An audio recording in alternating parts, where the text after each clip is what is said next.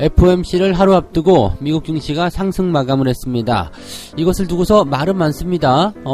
금리 인상이 이미 시장에 다 반영된 것이다 라고 얘기하는 부분도 좀 있고요. 자, 바이든 대통령의 코로나 종식 선언, 이 부분도 어느 정도 효과를 좀 일으켰을 것이다, 이런 전망도 있습니다. 자, 하지만 아직까지 확실한 것은 없죠. FOMC가 일단은 어떤 식으로 흘러갈 것인지, 또 거기에 대한 부분들을 또 시장이 어떻게 녹여낼 것인지, 이런 것들을 좀 지켜봐야 되겠습니다. 이 내용들 같이 알아보도록 하겠고요. 내년도에 배당금 제도가 바뀐다는 얘기가 단독 기사로 나왔습니다. 조선일보에서 나온 건데요. 내년도부터는 배당금 제도가 기존과는 다르게 더 빨리 지급될 수 있는 방법으로 바뀐다라는 얘기입니다. 기존에는 이제 주주총회하고 뭐하고 하면 이제 4월 달에 받았잖아요. 그런데 지금은 한 달 정도 지나면, 그러니까 늦으면 1월 말, 빠르면 1월 말, 늦으면 2월 달, 이런 정도에 받게 될 것이다 라는 얘기가 나오고 있습니다. 자, 어떻게 이렇게 바뀔 수 있는 것인지 알아보도록 하겠고요. 개인들이 매수한 종목들 위주로 공매도 폭탄이 준비되어 있었다라는 얘기가 나오고 있습니다. 뭐 다 알고 있었던 얘기긴 합니다만은, 개인들이 매수를 많이 한 종목일수록 공매도 폭탄이 더 많아졌다. 왜 이런 일들이 벌어지는 것인지, 이런 부분들을 어떻게 해소를 할 수는 없는 것인지, 거기에 대한 부분들도 같이 알아볼 텐데, 항상 여러분들 매수할 때는 공매도에 대한 부분들 조심해서 대응을 하셔야 된다는 것을 절대 잊으시면 안 되겠습니다.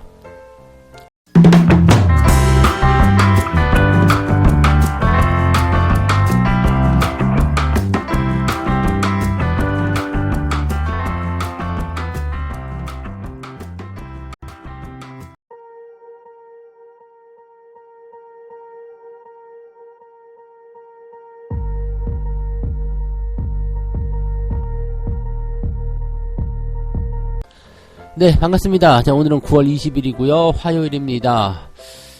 오늘 뭐 약간 걱정들 많이 하셨을 거예요. 월요일날 주가가 많이 빠져가지고 오늘도 하락하는 거 아니냐, 이렇게 생각하시는 분들 많이 계셨을 텐데, 미국 증시가 이제 그 주말장 움직임에서 꼬리를 달고 올라갔다는 부분들은 어느 정도 상승 반전에 대한 가능성을 열어줬다, 이렇게 말씀드렸었죠. 자, 시장은 하락 출발했지만 결국에는 상승 마감으로 진행이 됐습니다. 상승세도 나쁘지 않았고요. 마감으로 갈수록 더 높아지는 그런 주가의 흐름들을 보여줬기 때문에 시장이 가지고 있는 부분들은 긍정적인 요소들이 훨씬 더 많았다고 보실 수가 있을 것 같습니다. 다우지수는 플러스 0.64% 올랐고요. 나스닥은 플러스 0.76% 상승하면서 마무리됐습니다. 이런 식의 양봉 마감은 상당히 긍정적이라고 볼 수 있겠죠. 그래서 일단은 하락 출발, 그 다음에 쭉 지켜 올려주는 그런 형태의 모습, 마지막에 더 많이 올려서 끝나는 거, 이런 것들은 투자자들이 대체적으로 기대감을 많이 가지고 있다는 거라고 판단하시면 되겠고, 추가 상승에 대한 가능성도 열어볼 수 있다라고 판단해 볼 수 있는 내용이 될 것 같습니다. 자, 재료들을 살펴보도록 하겠습니다. 골드만삭스가 주말 동안에 미국의 경제 성장률 전망치를 기존의 1.5%에서 1.1%로 하향했다라는 게 일단 첫 번째 나온 얘기. 자, 그 다음에 연준의 금리가 0.75%포인트를 인상해서 올해 말까지 총 1.75%포인트를 인상할 것이다 라고 얘기한 것이 두 번째. 앞으로 경기 침체 가능성, 12개월 내 경기 침체 가능성은 35% 정도 된다 라는 식으로 얘기가 되어 있습니다. 자, 이런 부분들은 일단은 시장에 부담감을 줄 수 있는 요소가 좀 되겠죠. 한 가지, 0.75%포인트 금리 인상할 것이다, 거의 확정적이라고 보시면 되겠습니다. 뭐 1%대 금리 인상한다 얘기도 있었습니다만 지금으로서는 거의 가능성이 없어 보입니다. 지금 한 20% 정도 되나요, 확률이? 그래서 0.75%포인트 금리 인상한다는 확률이 80%가 넘기 때문에 뭐 내일 일어나는 부분에서는 0.75가 확정적이라고 보시면 될 것 같아요. 자, 그 다음에 미국의 경제 성장률 전망치 같은 경우는 뭐 또 이제 떨어질 수 있는 부분들이 이게 나쁘다 좋다라는 것을 떠나가지고요, 지금 현재 상황이 그러하다라고 판단하시면 될 것 같아요. 그래서 전체적으로 이제 시장이 규모적인 부분에서 끌어올려주는 이런 상황이 만들어지기 전까지는 글쎄요, 성장률 전망치가 계속 오르락 내리락 하는 모습을 보여주지 않겠나라고 판단되는 모습이고요. 12개월 내 경기 침체 가능성, 이거는 뭐 특별하게 걱정하지 않으셔도 될 것 같습니다. 그래서 뭐 악재될 요소들이 이제 초반에 우르르 나오긴 했습니다만 특별하게 부담감은 없을 것 같고요. 특히 이번 FOMC에서 가장 주목을 해야 되는 것은 뭐냐면 11월과 12월 두 번 남아있는 FOMC에서 금리 인상을 어느 정도 할 것이냐. 지금 시장은 0.75를 이번에 해주고 0.5, 0.5 해가지고 총 1.75를 올릴 것이다 라고 되어 있는 부분인데 파월 의장이 이제 뭐라고 발언하느냐에 따라서 이제 이런 것들이 좀 덜 매파적으로 갈 것이냐 아니냐 이런 부분들로 갈 수 있을 것 같아요. 막 이러다 보니까 이제 뭐 계속적으로 변동성은 커지고 뭐 비트코인도 떨어지고 뭐 이런 얘기 나타나는데 그럼에도 불구하고 시장이 마지막에 치고 올랐어요. 왜 올랐느냐? 이제 조 바이든 미국 대통령이 코로나19의 팬데믹이 종료되었다라고 발언을 해버립니다. 그러면서 모더나와 노바백스의 주가가 큰 폭으로 떨어지는 모습 나타나고 전체적으로 기술주들이 올라가면서 시장을 뒷받침해주는 그런 형태의 모습이 진행이 되었다라고 보시면 되는 거거든요. 이 코로나의 종식은 완전히 다른 양상의 그 재료입니다. 그래서 뭐 금리 인상이라든지 물가라든지 등등의 여러 가지 부분들이 부담을 주고 있지만 실제로 경기가 좋아질 수 있다라는 식으로 가게 된다면 기대감이 커질 수 있는 상태가 됩니다.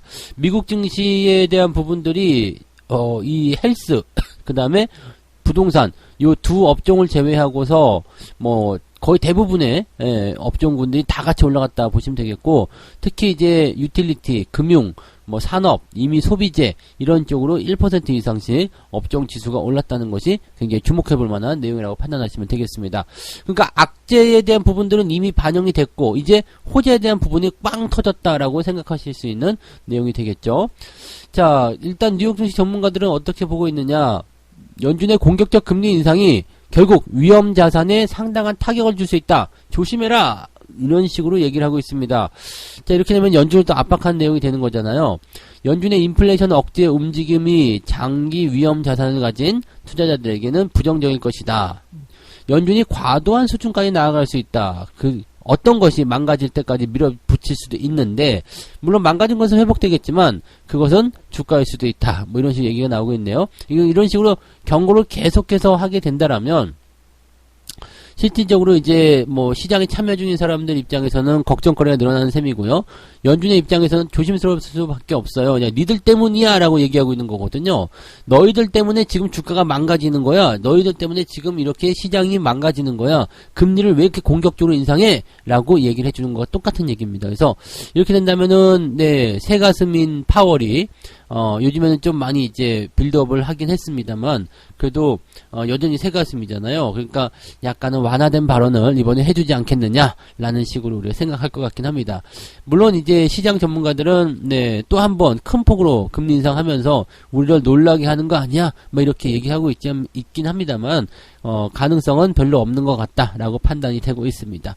뭐 이러다 보니까 뭐 우리나라 증시도 약간 변수를 겪긴 했습니다만 FOMC를 앞두고 나서 오히려 시장이 좀 차분해지는 그런 형태의 모습과 그 다음에 주가가 상승할 수 있는 기대치가 높아지고 있는 것 같다 생각해 볼 수 있겠습니다. 어제 걱정스러웠던 부분들은 오늘 약간 반등으로 해소를 좀 시켜줄 수 있지 않을까 기대를 좀 해볼 수 있겠고요. 어제도 잘 참아내셨다라면 오늘도 거기에 대한 보답을 받을 수 있거나 아니면 충분히 견딜 수 있는 그런 형태의 모습을 우리 장에서는 기대해 볼 수 있을 거다 보시면 되겠습니다. 자, 그러면 이제 두 번째 이야기로 넘어가 보도록 하겠습니다. 조선일보에서 나온 단독 기사가 있습니다. 배당금 제도가 바뀐다는 얘기인데요. 자, 지금까지 배당금 제도를 좀 살펴보게 되면 12월 말에 기준일을 정하잖아요. 그래서 배당을 받을 수 있는 주주들을 확정하게 되고요. 그리고 나서 그 다음에 이제 3월까지 주주총회를 통해서 배당금을 결정을 하고 다시 1개월 안에 이제 배당금을 지급하는, 즉 4월쯤이나 되어야지만이 배당금을 지급하게 되는 지금의 현행 배당금 제도 개편이 추진이 된다라고 되어 있습니다. 미국과 같은 금융선진국처럼 매년 1월에서 3월 사이 주총이나 또는 이사회에서 배당금 규모를 결정한 뒤에 곧바로 배당을 받을 주주를 결정해서 1개월 내에 지급한다. 뭐 이게 지금 이렇게 보면은 앞으로 이제 금융선진국처럼 이제 바뀐다라는 얘기가 좀 되는 거죠. 그리고 이게 이제 빠르면 내년부터 시행될 것이다 라고 되어 있기 때문에 올해 안에 개편 작업을 마무리할 계획이다 라고 밝혔다고 합니다. 자, 지금 보면 이제 배당금 지급에 걸리는 시간이 3에서 4개월에서 1개월 정도로 크게 단축될 것이다 라고 되어 있고요. 배당금 규모가 이미 결정된 이후에 투자를 할 수 있는 상황이 만들어진다. 그래서 배당 투자의 예측 가능성, 이게 높아진다라는 얘기인데, 이게 무슨 얘기로 생각할 수 있느냐면 지금 한국 상장 기업의 배당 성향이 26.7% 정도라고 합니다. 배당금이 좀 낮다는 이야기죠. 그러니까 1,000억 원 정도 순이익이 내면은 267억 원만 주주들에게 배당했다라는 의미가 되는데, 미국은 41%, 영국은 56%, 프랑스는 45%. 그러니까 해외 기업들에 비해서, 해외 국가들에 비해서 배당 성향이 상당히 낮다라는 거가 되는 거죠. 그리고 세계 주요 25개국 중에서도 브라질에 이어서 두 번째로 낮다라고 되어 있습니다. 브라질도 26.6이에요. 그러니까 뭐 브라질보다 높다라고 우리가 좋아할 건 아니고 26.7이나 26.6이나 그거 아니겠습니까? 그러니까 이 배당금이 상당히 낮은 상황이고요. 우리나라하고 배당 제도가 지금 세계에서 두 개 있습니다. 일본하고 우리나라 네, 두 개인데 이렇게 보통은 이제 배당금 규모를 먼저 정하고 나서 그 다음에 배당받을 주주를 확정, 이렇게 되면은 야, 이 회사 배당금 많이 준댄다, 이 회사 한번 투자하자, 그래서 배당금 받자, 이렇게 투자하는 경우가 일반적이라는 얘기죠. 근데 희한하게요, 네, 우리나라와 일본 같은 경우는 어떻게 하고 있느냐, 지금은 주주를 먼저 확정을 하죠. 그 다음에 배당금을 결정을 해요. 이렇게 된다는 얘기지. 그래서 배당금을 얼마 나올지 모르는 상태에서 이제 주식 투자를 해야 되는 그런 상황이기 때문에 뭔가 불확실하다, 이런 식으로 얘기가 나오는 거죠. 미리 알고 투자하는 거라면 괜찮지만 그렇지 않으니까 불안하다, 이런 얘기가 되는 부분이었습니다. 근데 요거를 이제 좀 바꾸겠다는 얘기죠. 그래서 이제는 배당 기준이 전에 배당금을 확정하자라고 되어 있는 겁니다. 그리고 주총 대신에 이사회에서 배당 결정을 내리자, 이런 식으로 되는 건데, 이렇게 되면은 네, 배당금 이번에 많이 준대더라, 이 회사 들어가자 라고 할 수가 있는 부분이 되는 거고요. 그 다음에 이렇게 배당금이 결정되고 나서 주주 확정되고 나면 그 다음에 네, 뭐 빠르게 뭐 1월 달에도 배당을 받을 수 있는 상황이 될 수 있다라고 판단하시면 되는 거죠. 그러니까 이렇게 된다면 조금 더 이제 배당 투자에 대한 접근이 쉬워지게 될 테고요. 배당금 투자를 보는 그런 입장도 훨씬 더 편안해질 것이다라고 판단하시면 되겠습니다. 그러니까 지금처럼 배당 얼마 준다 해가지고 들어가서 이제 기다렸다가 이제 배당락 기준일 때 떨어져 나가고 막 이게 3, 4개월 안에 또 이 소액 투자자들은 막 변동성 나오는 거에 대해서 막 던져지게 되고 막 이렇게 상황이 만들어지는데, 이제는 그런 거 없다 얘기죠. 그래서 딱 그런 부분들. 근데 이렇게 되면은 또 확실히 배당금을 먼저 정해놓고 그 다음에 배당 기준이 지나고 나면 나 이제 배당 받으니까 됐어, 그리고 딱 정리해버리는 그런 상황이 일어날 수도 있겠는데, 그런 것들은 미리 사놓으면 돼요. 미리 사놓으면 어느 정도 주가 떨어질 걸 생각해가지고 미리 이제 주가가 이제 배당금 정해지고 나면 많이 올라갈 거 아니에요. 그럼 그런 상태에서 차익 실현에 대한 부분들을 생각할 수 있다. 그러면은 배당금을 원하는 대로 다 받고 나올 수 있는 상태가 된다라고 판단하시면 되겠죠. 그러니까 이런 부분들은 이제 전략적인 부분에서 차이가 좀 생길 수 있겠습니다만, 뭐 아무래도 우리가 이제 지금까지 진행했었던 것보다는 나아지지 않겠나 생각되고요. 배당 성향에 대한 부분도 계속 개선이 될 거예요. 계속 높아질 거기 때문에 앞으로 이제 올해 늦어도 이제 내년 정도부터는 계속적으로 이제 이런 배당금 제도의 개선에 따른 또는 배당 성향 증가에 따른 배당주들의 관심을 여러분들이 잘 챙겨 가셔야 된다는 것을 꼭 명심하시고, 올해 같은 경우도 지금 9월 말로 들어가고 있기 때문에 지금부터라도 열심히 배당금 많이 주는 기업들을 잘 물색하셔서 대응해 보실 필요가 있다라는 것을 꼭 생각해 주시면 좋겠습니다. 네, 자, 세 번째 이야기 넘어갈게요.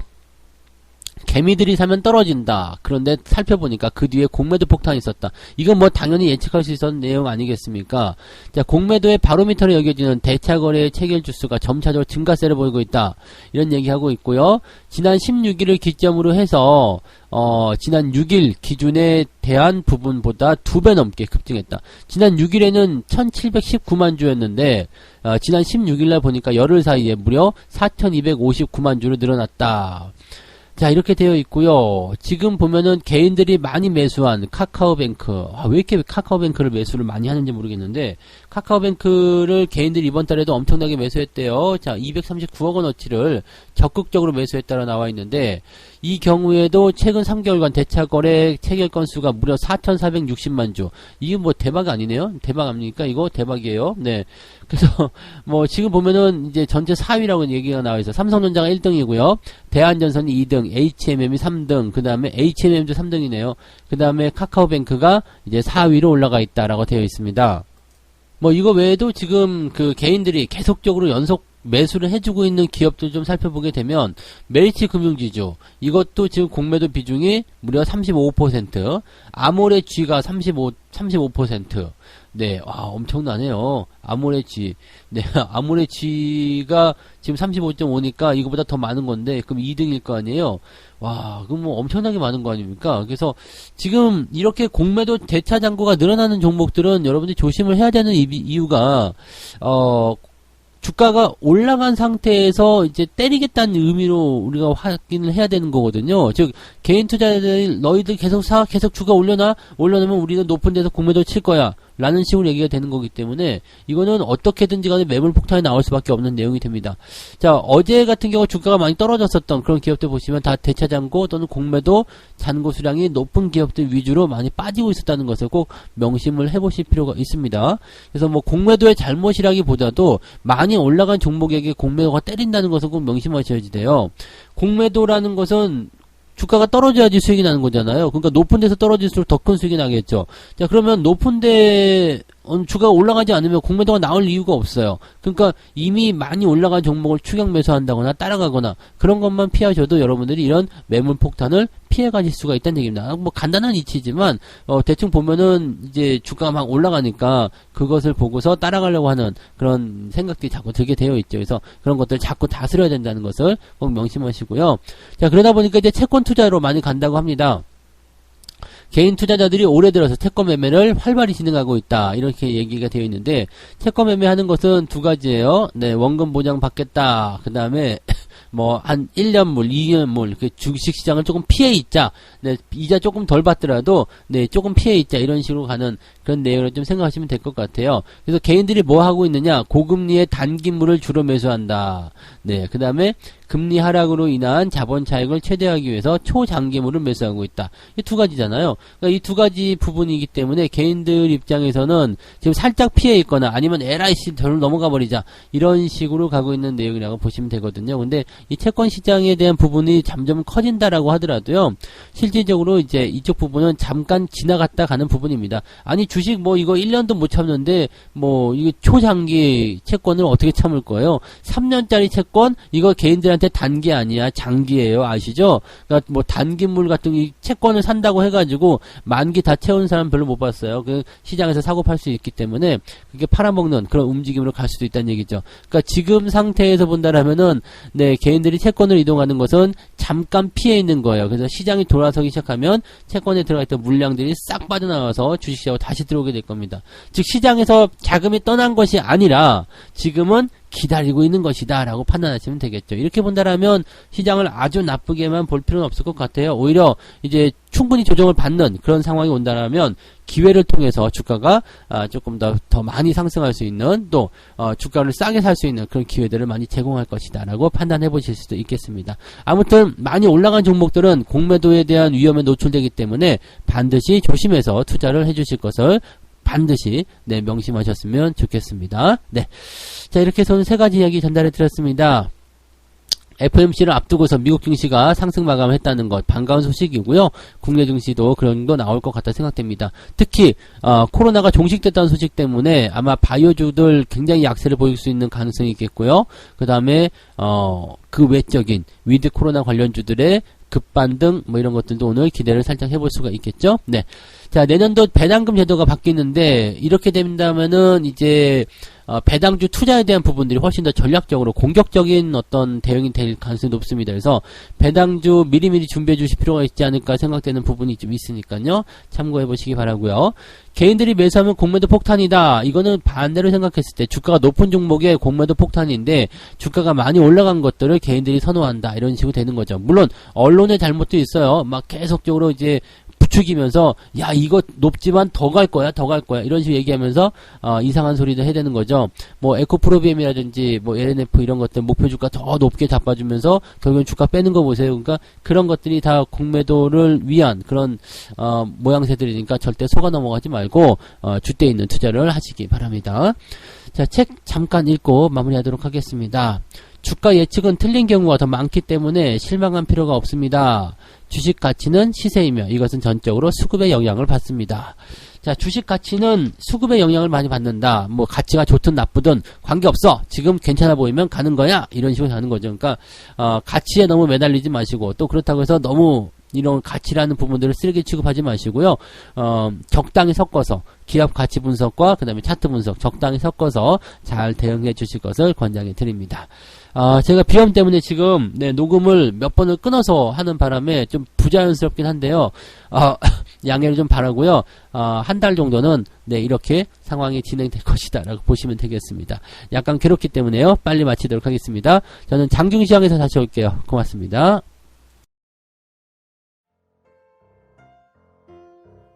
본 방송에서 제공되는 모든 정보는 투자 판단의 참고 자료이며 투자의 최종 책임은 본 방송을 이용하는 본인에게 있습니다.